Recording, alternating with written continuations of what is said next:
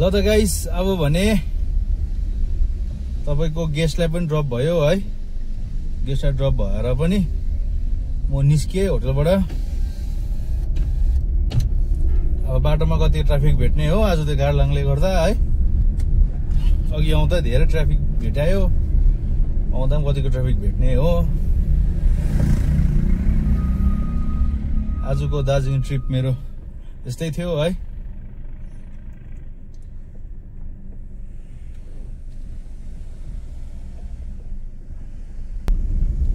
यहाँ जोरबङ्गला आइपुगे।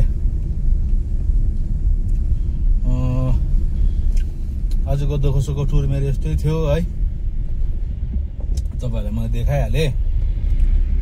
र अर्को कुरा, गेस्टले मलाई दार्जिलिङ 3 दिन उनीहरुसँग बसेर गर्नु भन्दै थियो, तर अलिकति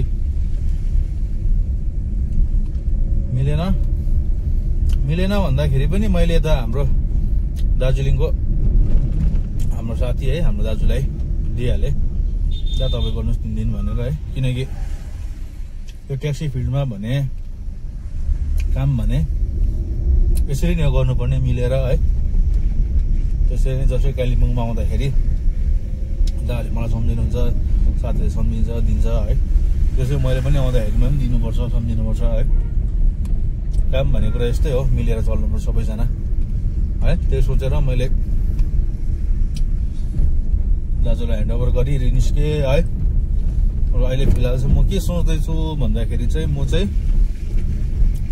अघि उकालो आउँदा जुन चाहिँ त्यो गार्लाङको ट्राफिक भेटेँ मैले, र त्यहाँ अङ्कलहरू सोद्धाखेरि पनि राति झन् डराइलाग्दो ट्राफिक हुन्छ अरे। अस्तिको वर्ष चाहिँ बिहानको 3 बजीसम्म गाडी कुदिरहेको थियो अरे, हर्न टाटुटु गरिरहेको थियो भन्नु थियो अङ्कलले पनि है।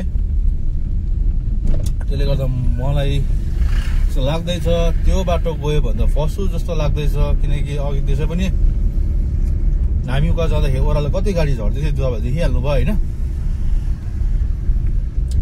त्यसले गर्दाखेरि चाहिँ म चाहिँ के सोच्दैछु भन्दाखेरि चाहिँ म चाहिँ अर्कै बाटो जानु पर्यो भनेर सोच्दैछु।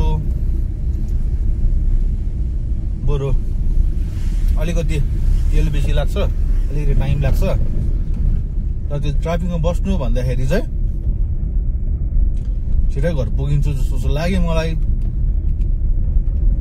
म देखाउँछु है त तपाईँहरूलाई म कुन चाहिँ बाटो जाँदैछु भनेर। ल, मैले अर्को बाटो जान्छु भनेको साथीभाइ कुन थियो भन्दाखेरि चाहिँ तपाईँको यहाँनिर देखिहाल्नु भयो। हामी आइपुग्यौँ दार्जिलिङको 3 माइल, कालिम्पोङको होइन दार्जिलिङको 3 माइल। यहाँबाट राइट पस्दाखेरि चाहिँ कुन चाहिँ बाटो निस्किन्छ भन्दा चाहिँ मङ्पू भएर रम्बी हुनु चाहिँ मलाई अब यहाँबाट तपाईँको झन्डै 35 किलोमिटर 35-37 किलोमिटर टाढै पर्छ, लामै पर्छ। तर आज त्यो गार्लाङको जाम यस्तो लाग्दो हुन्छ अरे।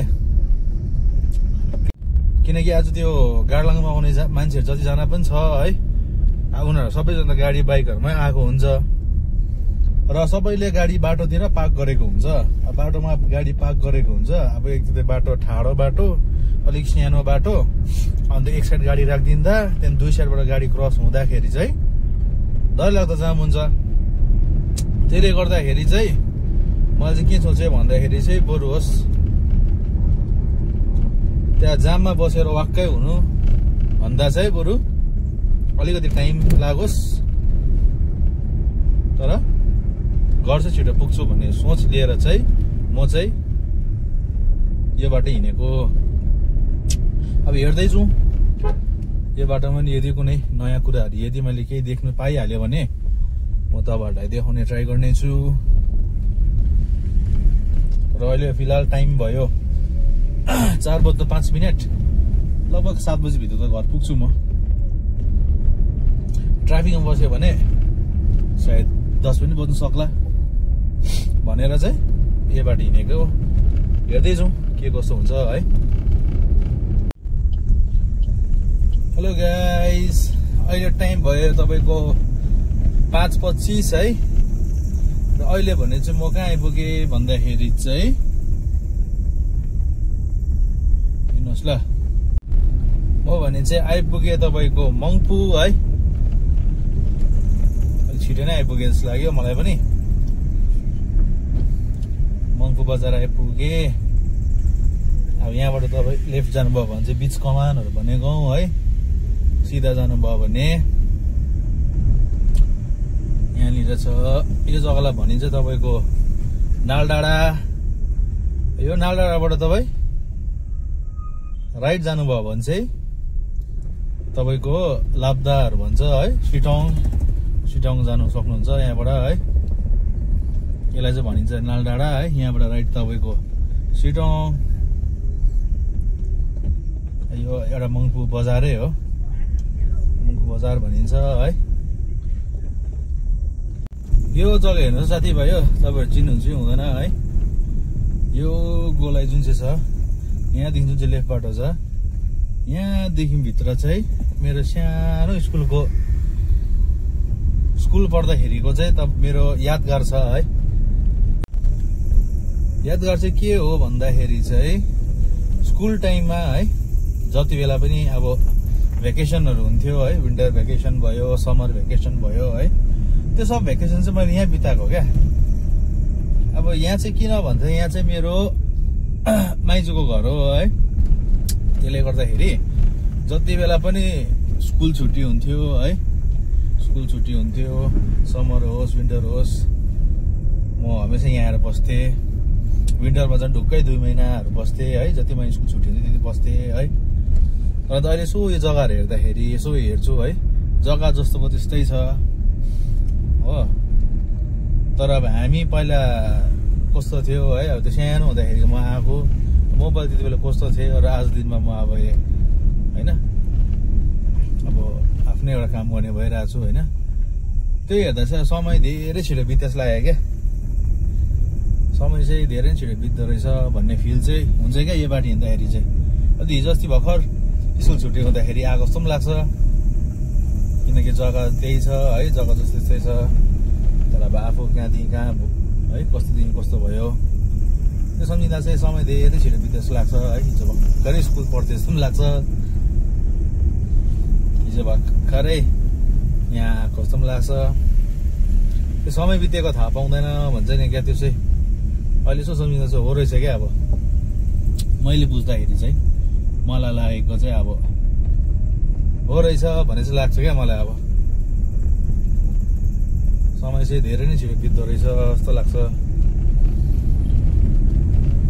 यस्तै छ यादगारहरू है। कोही बेला चाहिँ बाटो हिँड्दाखेरि पुरानो यादगारहरू हुन्छ, त्यो सम्झिँदा है।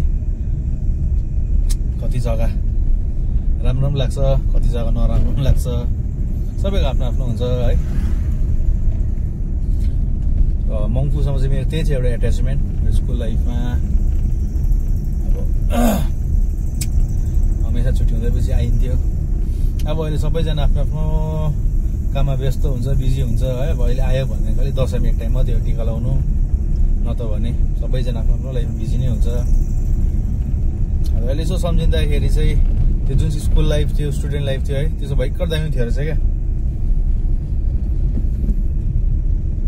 अहिले यसो सम्झिँदा त्यो लाइफ चाहिँ एकदम दामी लाइफ थियो रहेछ जस्तो लाग्छ क्या मलाई। अब अहिले यसो सम्झिँदाखेरि चाहिँ तपाईँहरूलाई के कस्तो लाग्छ यसो कमेन्ट गरौँ है, भन्नुहोस् है त तपाईँहरूलाई के कस्तो लाग्छ। ल त साथीभाइयो, अहिले भने म आइपुगेँ तपाईँको टिस्टा पुल। यहाँनिर चाहिँ अलि जाम छ, अलिकति जाम छ यहाँनिर चाहिँ है। खुल्यो जाम चाहिँ। पछाडि कहाँबाट भिआइपी आउँदैछ।